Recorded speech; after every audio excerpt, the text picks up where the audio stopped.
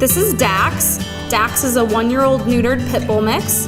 Dax is a transfer to the Humane Society from another shelter, so we don't know much about his history. He's good with cats and good with dogs. He enjoys meeting new people. If you want to meet Dax, come down to the Humane Society.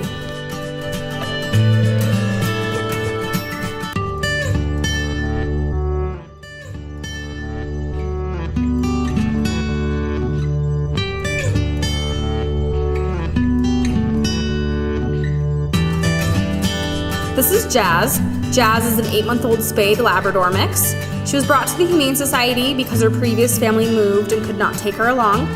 She is housebroken and good with dogs. If you want to meet Jazz, come down to the Humane Society.